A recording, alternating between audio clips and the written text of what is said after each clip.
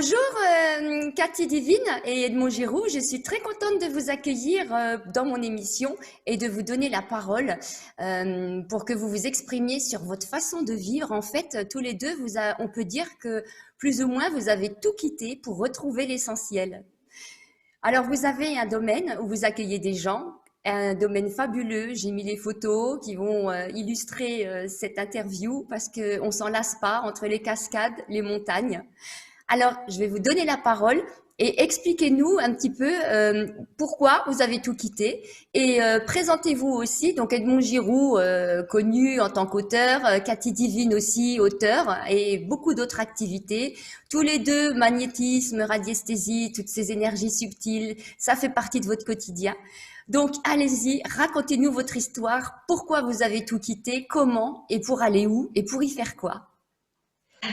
Bonjour. Bonjour Aline. Eh bien, effectivement, on a osé franchir ce pas, tout quitter. Alors, c'est pas, ça ne se fait pas du jour au lendemain. Pour nous, ça a été quand même relativement rapide. Alors, personnellement, moi, je travaillais, on va dire, j'étais responsable informatique et cybersécurité. Et l'envie, on va dire, on peut appeler ça l'appel de la forêt quelque part, le retour aux sources. Je suis originaire de l'Ariège, hein, un petit hameau pas très très loin de chez nous. Et donc lorsque je me suis mis avec Cathy, je lui ai proposé de venir vivre dans nos montagnes. Alors elle connaissait pas du tout. Elle ne connaissait pas du tout ce coin-là.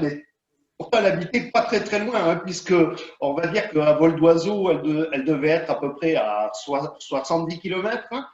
Et comme elle est plus ou moins en plaine, je pense que tous les matins, en fait, quand elle se levait, qu'elle ouvrait ses volets, elle avait une vue sur la chaîne des Pyrénées, mais elle n'avait jamais franchi le pas, même pour venir visiter cette région.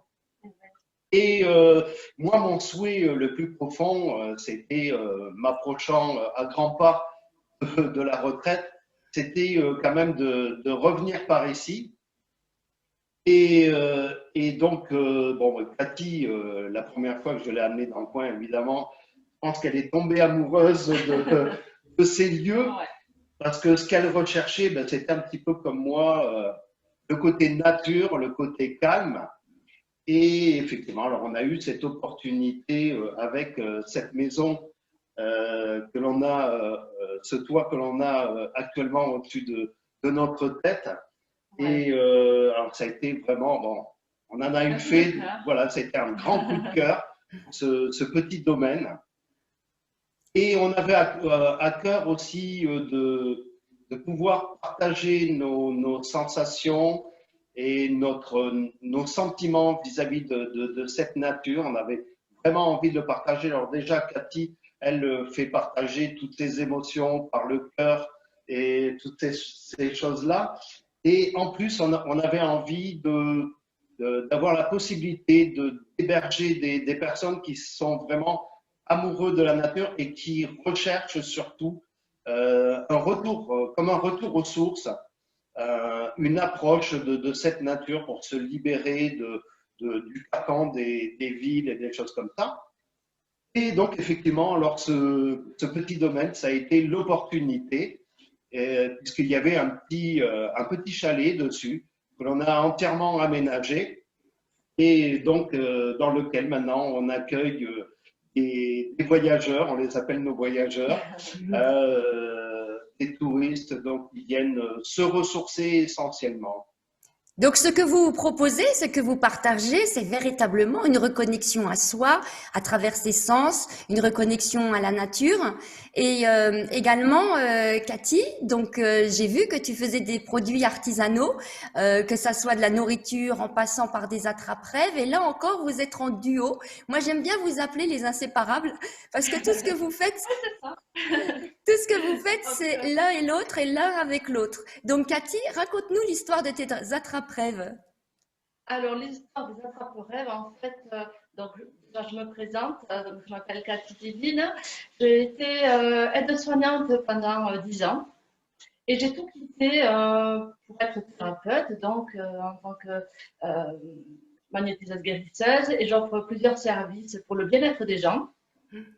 Et donc là, on est donc en Ariège, hein. Donc on est en pleine nature, hein. Je suis tombée amoureuse de cette région qui m'apporte à moi-même un bien-être, ne serait-ce que d'aller aux cascades tous les jours, hein, de voir l'eau couler, ben ça me procure aussi une détente, un bien-être. Il n'y a pas besoin de prendre des médicaments, il suffit d'être connecté à la nature. Et voilà, on retrouve le sourire à l'intérieur de nous, quoi.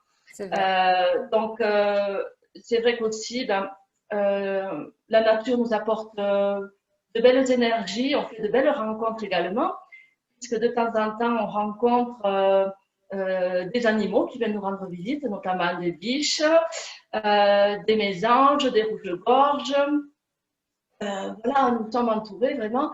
On est amoureux voilà, de la nature et on se nourrit de l'essentiel qui nous apporte voilà, du bien-être. Et cette nature est généreuse avec vous puisque donc les attrape-rêves sont justement fabriqués à partir de branches qui sont dans votre environnement. Voilà, c'est donc mon mari Edmond qui prépare les cerceaux en bois. Hein, Oui. et donc moi, bien, je fais donc les attrape-rêves des arbres de vie. Voilà, j'écoute mon cœur de ce que je dois faire, qui m'apporte un bien intérieur, et j'aime le partager autour de moi. Et on en avait déjà parlé ensemble, mais il y a vraiment une sonorité de reconnexion à la spiritualité amérindienne. Donc c'est pas un hasard si c'est des attrape-rêves que tu fabriques presque à longueur de journée, parce que Oui, j'ai j'en fais l'impression que beaucoup. tu es connecté quand tu fais ça. Ah oui, oui, pour moi c'est une passion. Je suis bien dans ce que je fais. Et alors c'est vrai que j'ai beaucoup de demandes, donc c'est vrai que je travaille régulièrement dans mes attrape-rêves, les arbres de vie. Je fabrique aussi les bracelets en lithothérapie. Voilà, on a aussi notre petite boutique où on vend nos pierres, voilà, qui apportent toujours ce bien-être aux personnes. Ouais. En fait, je crois que c'est effectivement, alors ces attrape-rêves, ces arbres de vie, c'est quelque part mettre un petit peu de son âme euh, dans un milieu de nature, puisque la signification Ouais. en fait du cerceau lui-même, c'est l'esprit entouré par la nature, et Cathy va y déposer quelque part une part de son esprit, une part de son âme et de son amour à C'est ça. l'intérieur de ce cercle de nature. Oui, parce que quand je fais tout avec amour. Donc, tout vient du cœur. Donc, voilà, Amour, c'est notre grand ami c'est ça. ici à la maison. Voilà, on fait pratiquement rien sans lui. Donc, Ouais, en fait, voilà, c'est ce qui est ouais, magique et ce qui nous permet en fait, on est constamment, sauf quand on dort, bien sûr, mais on est constamment relié à cette nature et à chaque instant, cette nature nous le rappelle un petit peu qu'on est là avec elle, pour elle et qu'elle est en nous. C'est ça. Donc c'est une histoire d'amour et de générosité aussi, parce que vous auriez très bien pu vivre en ermite tous les deux, vivre d'amour et d'eau fraîche, comme on dit, et ne pas le faire partager, mais véritablement ça vous tient à cœur de le faire partager pour que d'autres le vivent, et peut-être pour inspirer d'autres à se reconnecter, parce que vous savez les bienfaits que ça procure. Et d'ailleurs cette générosité, elle vous est renvoyée parce que donc vous avez un verger et vous proposez vos propres produits transformés, des confitures, n'est-ce pas Cathy? Ah oui, ça c'est quelque chose voilà, de merveilleux. Là aussi, ben, on prend plaisir à ramasser nos fruits, les prunes, les figues, les cerises et bien d'autres d'ailleurs. Et on prépare avec grand plaisir ben, nos confitures. Et en fait, ça a quand même un lien avec mon passé, mon enfance, voilà, qui me rappelle de bons souvenirs. Et c'est très difficile des fois d'en parler, mais bon, tout un lien avec ma grand-mère qui m'a appris beaucoup de choses d'ailleurs, et je la remercie. Elle m'a appris à faire les confitures. Voilà. Et donc, forcément, quand on fait les confitures, eh bien, j'ai une pensée encore plus énorme, une pensée d'amour à ma grand-mère. Et voilà, je me dis qu'on fait les confitures ensemble. Mais c'est tout à fait ça, mais bien sûr. C'est appeler sa présence de toute façon, hein. C'est appeler sa conscience, parce que c'est quand même sa conscience qui a fait qu'elle ait eu cette envie de partager avec sa petite fille. Et ce lien qui a été créé est éternel, hein, tout le monde le sait, hein. Parce que c'est vrai qu'elle-même, elle avait voilà, un grand verger et elle passait ses journées aussi dans son jardin qui procurait du bien-être. Mais je m'en suis rendu compte bien plus tard. Elle était reliée vraiment à la nature. Et tout comme nous, parce qu'on a un grand jardin où on prend plaisir à cultiver nos propres produits. Donc oui, les tomates, les courgettes, etc. Eh bien, c'est autre chose que lorsqu'on les achète dans un supermarché. Ah, je veux bien vous croire, hein. Je veux bien vous croire. En fait, ce que l'on retrouve, c'est ce que l'on retrouve dans cet état d'esprit et cet état de vivre, c'est un petit peu ce que l'on a perdu quand on était jeune. Effectivement, nous, on a eu la chance effectivement d'avoir des grands-parents ou en tout cas des personnes apparentées qui vivaient de manière simple au niveau naturel. Alors évidemment, pas du Moyen Âge, hein. Je ne parle pas des ancêtres du Moyen Âge, mais plus récemment. Donc moi, je vais dire, ça va être ma mère adoptive dans le Tarn, voilà, qui avait des dizaines et des dizaines d'hectares de bois, etc. Et qui, pareil aussi, préparait sa confiture. Alors elle, c'était que les prudes, mais à chaque fois, c'était la fête. Et cet esprit-là, en fait, je pense qu'avec la mondialisation d'un côté et l'industrialisation à outrance de l'autre, nous a coupé de ces liens qui, au final, pour nous, sont essentiels. C'est un petit peu pour ça qu'on a fait ce flashback dans nos têtes et ce comeback sur le terrain, parce que je pense que c'est une nécessité absolue de l'homme à partir du moment où on retourne à la nature est avec nous et en nous. Mais je pense que si on se coupe trop de ces liens, je pense que l'homme finit par courir à sa perte au final, parce que sans nature, on ne peut rien faire. On lui doit tout, elle nous donne tout, mais le jour où elle ne sera plus, je reste persuadé que nous ne serons plus nous aussi. Tout à fait, on est bien d'accord. Mais du coup, vous vous rendez compte tous les deux que vous êtes, on ne peut plus libre, vous vous êtes affranchis de cette société. Et par exemple, si on devait prendre un exemple frappant que tout le monde connaît, le confinement, vous n'avez pas vécu de confinement. Ça n'a rien changé dans votre quotidien tellement vous vous êtes affranchis de toutes ces conditions qui nous brident, qui nous guident. Vous, en étant revenu à l'essentiel, on ne peut plus libre. Vous êtes d'accord avec cette perception-là? Oui, oui. Oui, c'est vrai que alors le confinement, moi j'ai aimé parce que en fait depuis qu'on est ici, on n'est pas beaucoup sorti. Alors quand je dis sorti, c'est-à-dire faire des kilomètres pour aller se promener. Bon, à cela plusieurs raisons. Effectivement, on est pas mal occupé. Moi, je passe quand le temps le permet, je passe le plus clair de mon temps en extérieur, hein, entre couper les branches, s'occuper du poulailler, du jardin. Bon, on a le chalet aussi à s'occuper, mais c'est pas la raison première. En fait, on part pas parce que on n'a pas besoin de partir. On a tout sur place et effectivement, ce confinement, le seul moment où peut-être où il il était un petit peu gênant, c'était juste au moment d'aller faire les courses et de rencontrer des centaines de personnes qui se bousculaient plus ou moins dans les rayons. Voilà.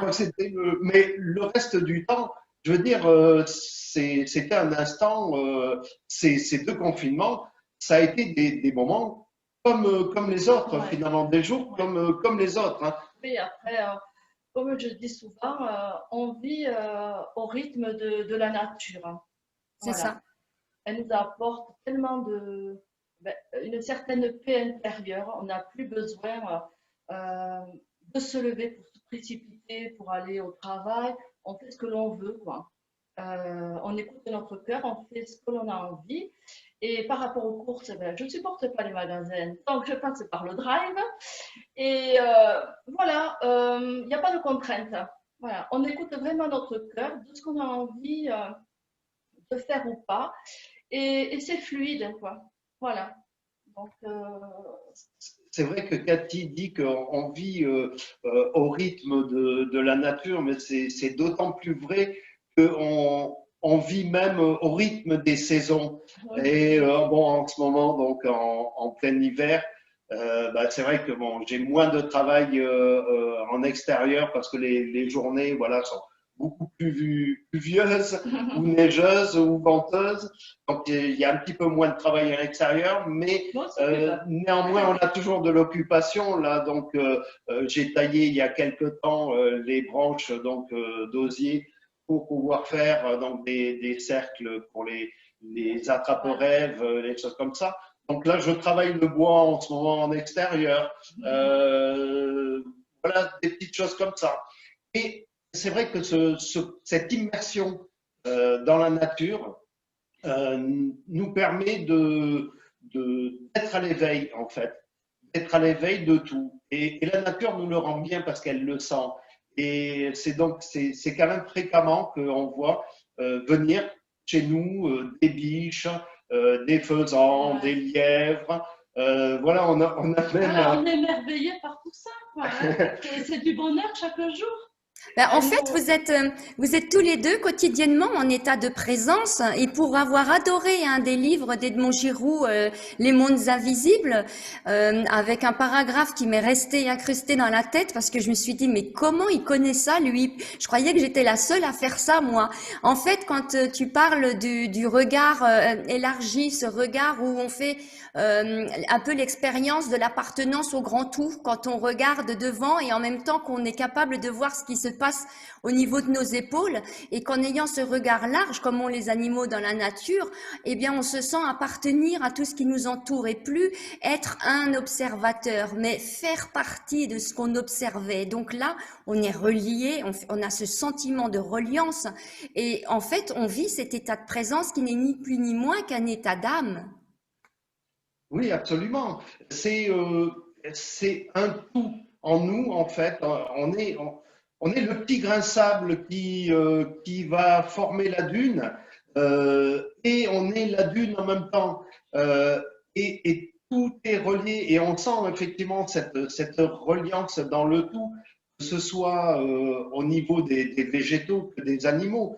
Et c'est quand on arrive justement à prendre conscience de ça, on peut s'émerveiller de tout et que l'on s'aperçoit il y a des petits instants qu'on n'aurait pas pu apercevoir avec un autre œil, avec l'œil de l'homme pressé, l'homme de la ville, qui lui ne va pas prêter attention.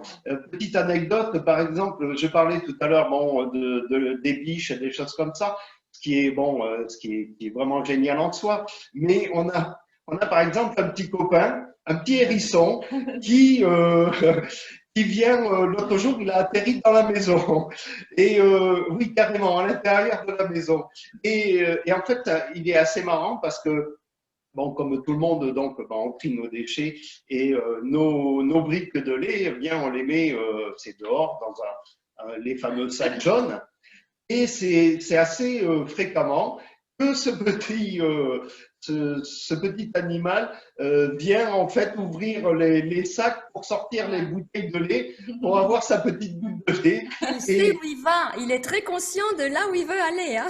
Oui, tout à fait. Mais on a réussi à établir un certain contact.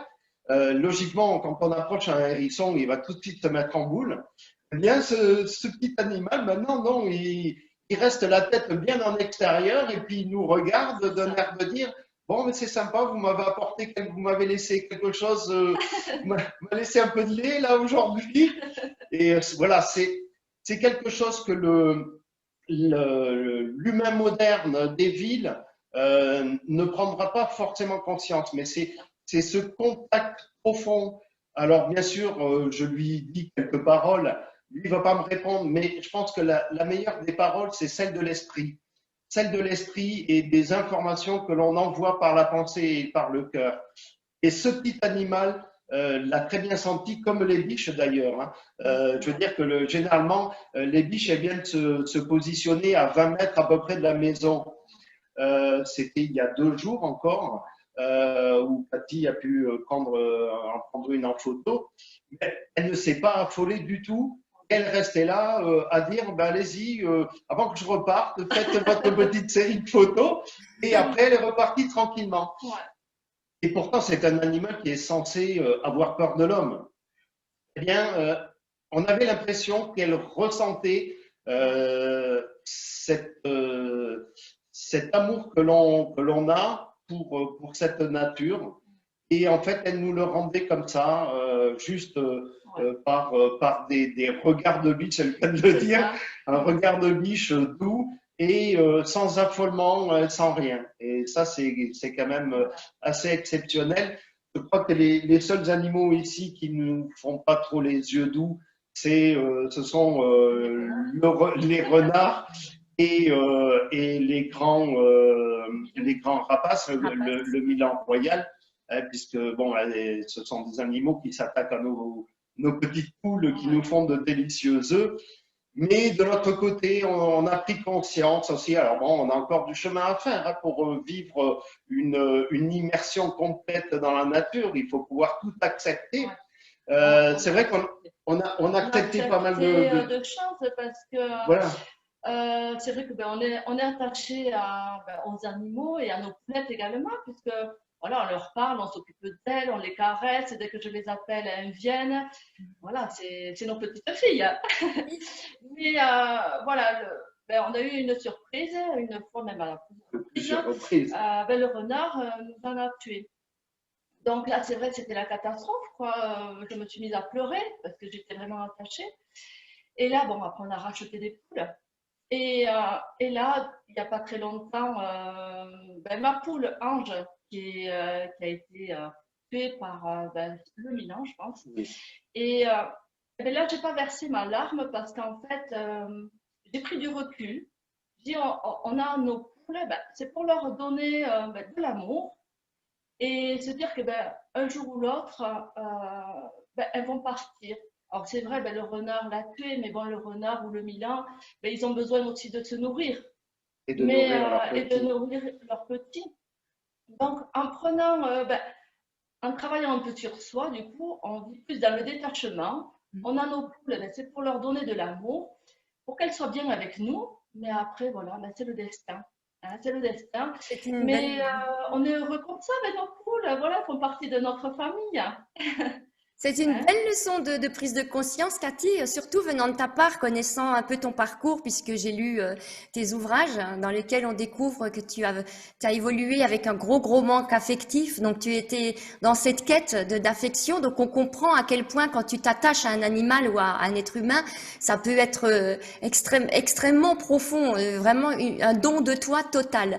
Donc que tu puisses en arriver à ce détachement et tout en donnant tout ton amour, mais ça prouve à quel point cette nature a su t'accompagner vers une évolution énorme, immense. Tu dois te sentir comblé dans cet environnement. Tu dois plus être en quête d'affection. Là, c'est bon, t'en as à profusion. Là, c'est bon, j'ai compris qu'en fait, lorsque les gens souffrent, ils sont dans un attachement, dans l'attachement. Lorsqu'on est dans l'amour, le vrai, l'amour inconditionnel, on n'est plus en attente de quelque chose. Donc, on vit pleinement, on est dans la joie, on est comblé, on ne cherche plus à comment à dire, combler à un… combler un vide intérieur. Voilà. Donc, oui, je suis comblée, je suis épanouie, je suis à ma place et voilà, je suis heureuse. Et comme je dis, on a trouvé notre petit paradis sur Ah oui, Terre. oui. Ah, c'est sûr que c'est votre Éden, hein. Vous êtes véritablement des Adam et Ève qui recommençaient le monde à l'origine avec toute sa mise en place de cette chaîne alimentaire qu'on respecte et que chacun a son rôle.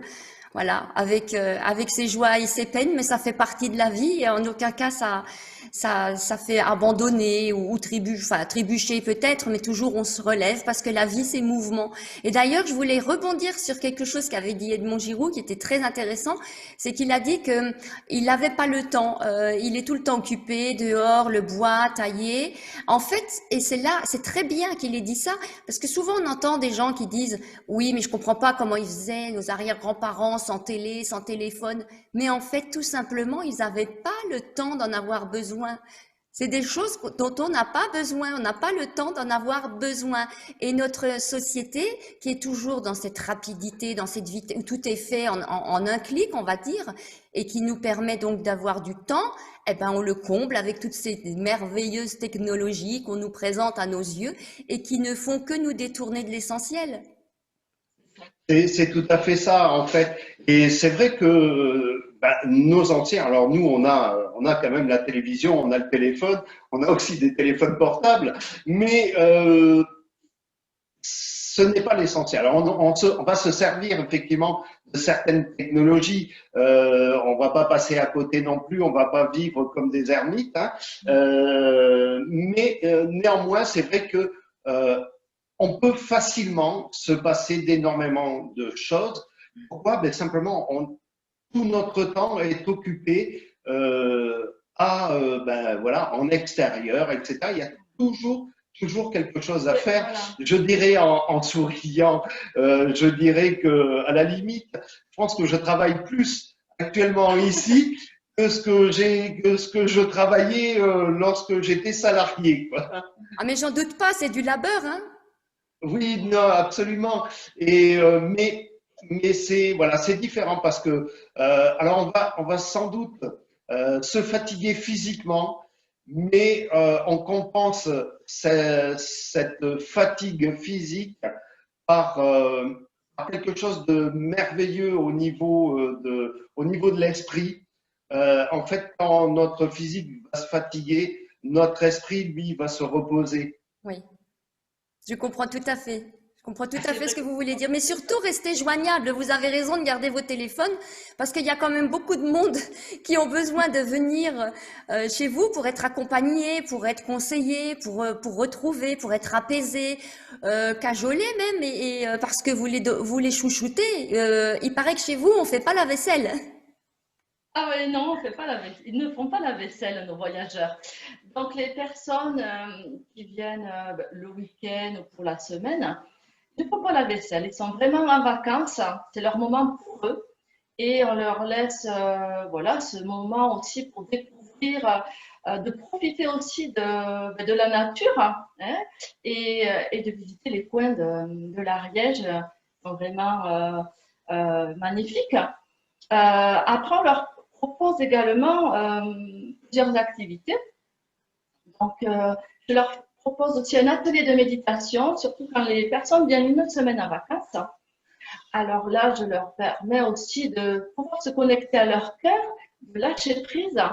Et ils reçoivent en même temps un soin où ils reçoivent des bonnes énergies pour retrouver eux-mêmes la vitalité, un bien-être intérieur. Et parfois, certaines qui ont des mots, MAUX. Donc, à la fin de la méditation ou des soins que je propose, eh bien, ils sont apaisés et en diminution ou disparition de douleur.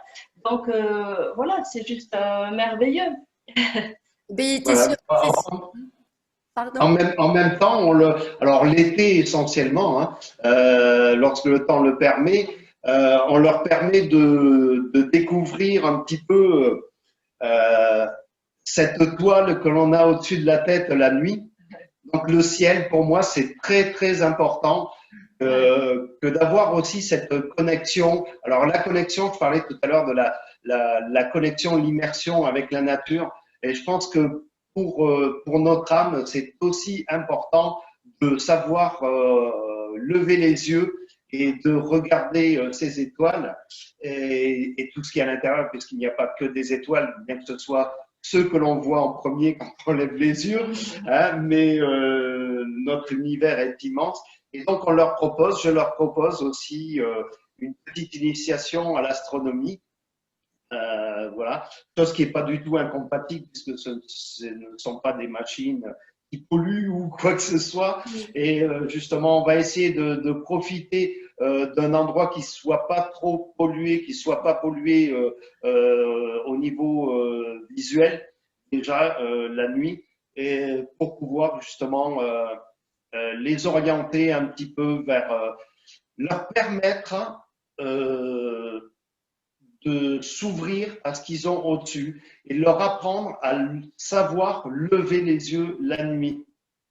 Parce que la plupart des gens maintenant, de l'homme moderne, comme je l'appelais tout à l'heure, en fait, généralement, quand on le voit rentrer le soir, c'est tête baissée. Tête baissée de fatigue, etc. Et ils ont perdu cette habitude de s'émerveiller la journée, de s'émerveiller en regardant autour de soi, et la nuit venue, de s'émerveiller en levant les yeux. Et ça, à partir du moment où on a compris qu'on peut s'émerveiller parce que le merveilleux est partout, c'est quelque chose d'essentiel, je pense. Et essentiel, on entend essence et ciel. Donc, c'est une bonne introduction aussi. Donc, l'essence, on l'a autour de nous et le ciel, il est au-dessus. Savoir, voilà, lever les yeux et s'émerveiller de ces bijoux qui nous sont donnés et que tout le monde délaisse, à part les initiés, et que tout le monde délaisse. Et je trouve ça un petit peu dommage. Donc, nous, ici, on essaye de les reconnecter à cette nature terrestre, hein, et ces diamants qui sont au niveau du ciel. Tout à fait, ben, je comprends, hein, parce que moi je peux pas aller m'endormir sans avoir jeté mon œil sur le ciel et je peux y rester des heures quand il est dégagé. Et à regarder, à scruter, c'est fascinant. On rentre dans une sorte d'hypnose, dans une sorte d'état de conscience modifié, et c'est apaisant, et on s'endort très très bien ensuite. C'est ça. C'est exactement, c'est un petit peu, c'est la même histoire que je racontais tout à l'heure concernant le petit grain de sable et la dune. Et en fait, on se sent à la fois tout petit face à ces immensités, mais lorsqu'on a compris intérieurement, lorsqu'on a compris qu'on fait partie de ce tout, on arrive à comprendre qu'au fond de nous, on est aussi ce tout. L'amour est partout. Tout à fait. On regarde le ciel, voilà, on reçoit plein d'amour, quoi. On est bien. C'est toutes ces étoiles, nous apportent voilà, le sourire. On aperçoit, on va dire, un peu d'artifice, mais ce sont des étoiles filantes qu'on a vues et j'en avais jamais vu de ma vie. Donc c'est juste merveilleux, c'est merveilleux. Donc on s'émerveille de tout. Il suffit de vous voir pour le sentir parce que vous le vibrez. Vous le vibrez, vous l'émanez et n'en a qu'une envie, c'est de venir vous rejoindre. Donc attention parce que vous allez plus être tout seul et tranquille. Et pour clôturer, je vais vous poser cette simple question. Est-ce qu'il y a des regrets? Pas du tout. Moi, j'émettrais peut-être un regret, personnellement. C'est celui de ne pas avoir coupé avec la modernité plus tôt. Ouais, je comprends. C'est peut-être le seul regret parce que bon, mais quoi qu'il en soit, de toute façon, de regrets, on ne doit jamais avoir parce que à partir du moment où on a des regrets, c'est que l'on regarde derrière C'est Et ça. nous, on a pour habitude de toujours regarder où on met les pieds et Oui. juste un petit peu devant, jamais trop loin devant non plus, ça sert à rien. Et surtout pas regarder derrière parce que de toute façon, personne n'a jamais fait encore marche arrière.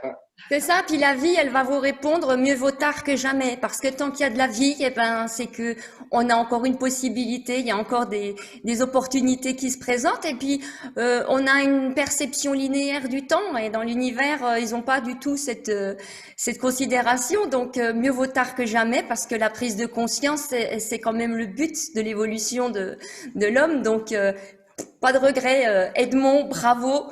Par contre, je pense que ceux qui ne vont pas s'éveiller à cette importance de retourner à l'essentiel vont encore souffrir. Vous êtes d'accord avec moi? Oui, complètement. Je pense que euh, les personnes qui comprennent pas qu'il faut, il faut d'une part commencer à revenir un petit peu sur ces traces-là, les traces de nos anciens, je dirais pas de nos ancêtres, je dirais simplement de nos anciens, Oui. de manière à limiter dans le temps, et qui au contraire foncent vers de la modernisation à outrance. Mm. Je pense que d'une part, ils n'ont pas compris que si la nature n'est plus, l'homme ne sera plus, d'une part. Et ce sont des gens qui n'auront pas compris, par exemple, le message de cette magnifique nature, comme à l'époque du premier confinement, où on commençait à retrouver, par exemple, des dauphins à revenir dans les canaux en Italie, Oui. de Venise. Ce sont des signes, il y en a eu des centaines et des centaines de signes comme ça, mais la nature, pardon, quoi qu'il en soit, la nature finira toujours par reprendre ses droits. Oui. C'est-à-dire que même si l'homme se plante, entre guillemets, pardon pour mot, ce terme, mais même si l'homme arrive à se planter, un jour ou l'autre, la nature reprendra ses droits. Ce qu'il faut être conscient, c'est que, alors on a beau être tout en haut de la chaîne, nous ne sommes pas des dieux. Nous sommes peut-être des créateurs, mais nous ne sommes pas des dieux. C'est ça. Et on n'a nullement le droit de saccager une terre qui va nous nourrir. Euh, Ça va de soi. Je veux dire, quand on réfléchit un petit peu, euh, si on massacre notre nature, on court à notre perte, la nature, elle, se relèvera, pas l'humain. Et ça, je pense qu'il faut que, bon, il y a pas mal de conscience qui commence à s'éveiller de ce côté-là aussi. Alors évidemment, moi, je suis pas de ceux qui vont dire, voilà, il faut commencer à creuser des grottes et à tailler des outils en silex. Mais pour revenir pratiquement au départ, c'est pas l'intention, mais arriver à garder un juste équilibre. Cet équilibre que l'on a toujours regardé, que les anciens ont toujours connu. En Asie, on appelle ça le yin, le yang.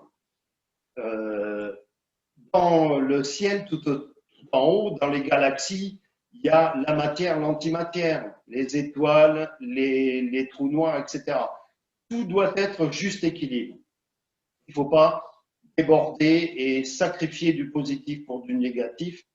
Il ne faut pas forcément enlever tout le négatif, ce serait bien, mais ça risque de créer un déséquilibre. C'est comme les personnes, vous savez, c'est comme les milliardaires.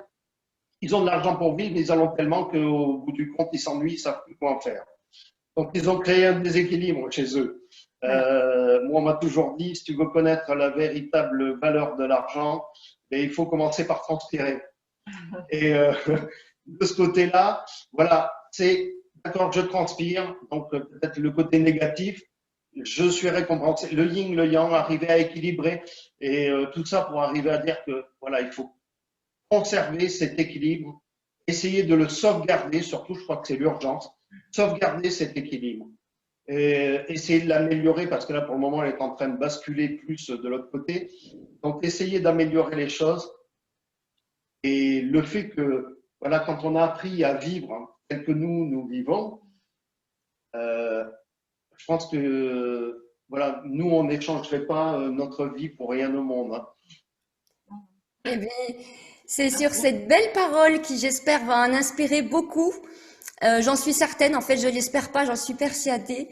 Que je vous remercie encore du fond du cœur, Cathy Divine et Edmond Giroud, d'avoir accepté de vous exprimer sur votre mode de vie et philosophie de vie et même hygiène de vie.